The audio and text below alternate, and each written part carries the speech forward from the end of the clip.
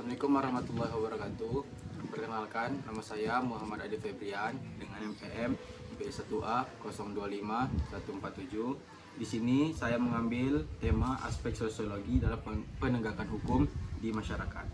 Aspek sosiologi dalam penegakan hukum mengkaji interaksi antara hukum dan masyarakat, di mana efektivitas hukum tidak hanya tergantung pada aturan tertulis, tetapi juga pada kesadaran hukum, budaya, dan struktur sosial, dan perilaku penegakan hukum, seperti integritas dan profesionalisme, serta respon masyarakat terhadap hukum, yang bertujuan menciptakan keteraturan sosial dan keadilan yang dirasakan publik. Ini mencakup bagaimana hukum dibentuk, diterapkan, dan dipatuhi, serta bagaimana hukum memengaruhi dan dipengaruhi oleh perubahan sosial dan budaya termasuk konflik sosial. Yang pertama yaitu penjelasan aspek sosiologis. Aspek sosiologis dalam penegakan hukum mengkaji hubungan antara sistem hukum dengan struktur, budaya, nilai, dan perilaku masyarakat. Ini tidak hanya fokus pada aturan hukum secara teoritis, tetapi juga bagaimana hukum dijalankan, diterima, dan memengaruhi kehidupan sosial. Unsur-unsur kuncinya termasuk peran masyarakat dalam membentuk hukum, dampak budaya, dan interpretasi hukum, kesenjangan antara hukum tertulis dan hukum hidup, serta peran lembaga penegakan hukum dalam konteks sosial. Yang kedua yaitu penjelasan topik. Topik ini membahas bagaimana penegakan hukum tidak berjalan dalam ruang hampa, melainkan terjalin erat dengan kehidupan sosial.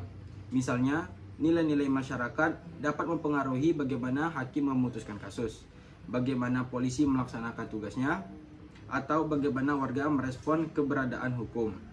Penegakan hukum yang efektif harus selaras dengan konteks sosial agar dapat diterima dan diikuti oleh masyarakat. Dan yang terakhir, yang keempat, yaitu hubungan dengan pengaturan hukum di Indonesia. Di Indonesia, penegakan hukum yang mengakui aspek sosiologis tercantum dalam beberapa peraturan, antara lain yang pertama yaitu Undang-Undang Dasar 1945 Pasal 18B Ayat 2 mengakui hak masyarakat adat untuk memelihara dan mengembangkan identitas, budaya, dan hak-hak yang terkait. Yang kedua yaitu UU Adat Nomor 12 Tahun 2011 menetapkan bahwa hukum adat adalah bagian dari sistem hukum nasional dan harus dipertimbangkan dalam penegakan hukum, terutama di daerah yang memiliki masyarakat adat. Dan yang ketiga yaitu UU Acara Pidana Nomor 8 Tahun 1981 Pasal 10 memberi wewenang kepada hakim untuk mempertimbangkan keadaan sosial dan budaya pelaku saat memutuskan hukuman, sehingga lebih sesuai dengan konteks masyarakat. Kaitan dengan kasus. Contoh kasus perselisihan tanah antara masyarakat adat dan perusahaan di Kalimantan. Dalam kasus ini, hukum tertulis UU Pertanahan Nomor 5 Tahun 1960 dan UU Adat Nomor 12 Tahun 2011 mengakui hak tanah adat, tetapi dalam pelaksanaannya seringkali terjadi konflik karena perbedaan interpretasi antara lembaga penegakan hukum dan masyarakat adat.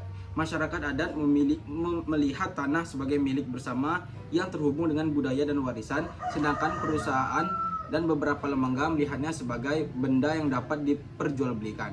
Aspek sosiologis muncul dalam bagaimana nilai budaya masyarakat adat mempengaruhi tanggapan mereka terhadap penegakan hukum yang dianggap tidak adil. Demikian penjelasan dari saya, lebih dan kurang saya mohon maaf. Wabillahi taufiq wal hidayah. Wassalamualaikum warahmatullahi wabarakatuh.